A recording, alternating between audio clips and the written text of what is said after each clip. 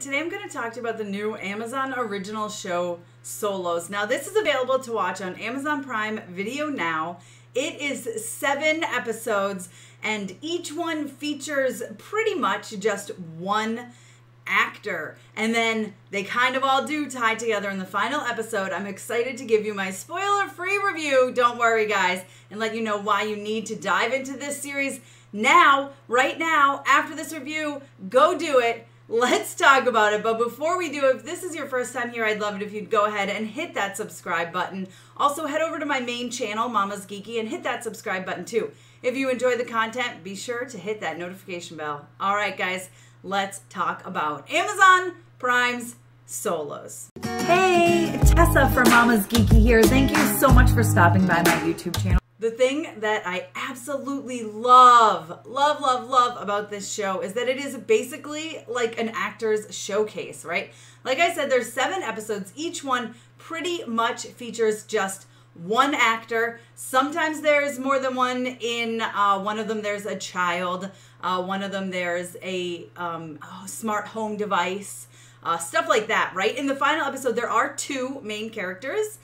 There is Morgan Freeman and Dan Stevens in that one, and it ties everything together neatly. I wish there had been a little bit more of tying it together. That's like my one complaint of this entire series. And sometimes it does take a little bit to get into the episode. You're like, what's going to happen? What's going to happen? But then they totally deliver. They're 30 minutes long, and I say start from the beginning, 1, 2, 3, 4, 5, 6, 7. Trust me on this one. I mean, Anthony Mackie, gosh, his episode, every episode is fantastic. I mean, we're dealing with people, by the way, like Anne Hathaway, Anthony Mackie, like I said.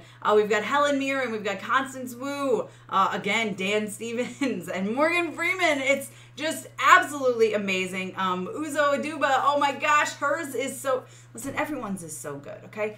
All of them are, they're so good because they're so different. And so it's basically set in the not too distant future. Maybe some of them are in way far in the future. It's kind of hard to tell, but they deal with real life things. But it's obviously very much sci-fi related, right? Like Anthony Mackie's is all about Remember Me bots, which actually gets talked about in future episodes as well, which a Remember Me bot is when someone is dying, they can spend the money to purchase this Remember Me bot that will basically replace them, and it learns their memories, and it just basically becomes them when they die. It's very interesting. So he's playing opposite himself in that episode. He's talking to his Remember Me bot, and it's so very interesting, okay? Anne Hathaway is trying to contact herself in the future, and so she ends up talking to versions of herself.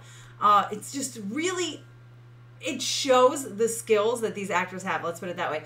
Constance Wu in her episode, oh my gosh, it's just her talking. So everyone is different, it's just her giving a monologue. And I will tell you that every single episode made me tear up at one point. Every single episode. There was not one episode that didn't make me tear up. And there's a couple that made me like cry. Like actually full-on sob. And I'm not going to talk about it. I don't want to tell you which ones. I don't want to spoil. But listen, each episode is approximately 30 minutes. You have 7 of them. They're nice kind of standalone episodes. And you're like, okay, interesting.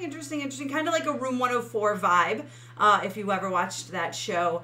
And then the final episode ties them all together in an interesting way. Again, I would have liked to dive a little bit deeper into that. That's probably my one true complaint about this, which really it's hard to even complain about this series because I had such fun watching it. I love sci-fi stuff though, so I loved seeing all those little aspects of like a smart home trying to get you to leave your house after you've been quarantined inside it for 20 years. Feels a little too close to home, even though we've only been quarantined for about a year here. It still was a little too hitting the nail on the head. But either way, guys, Solos is definitely worth a watch. I mean, overall, I give it a 4 out of 5.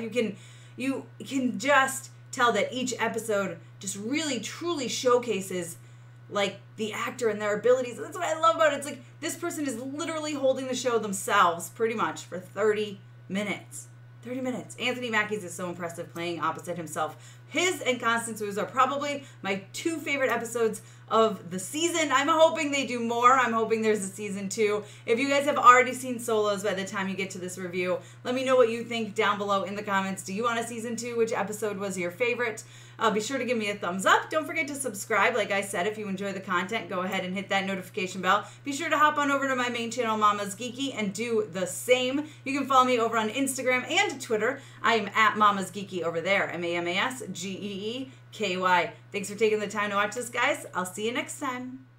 Thank you so much to all of my monetary supporters, my members here on YouTube, as well as my patrons. If you haven't joined yet, please consider doing so. We have some really awesome perks, including a monthly Zoom meeting where we get to talk face to face.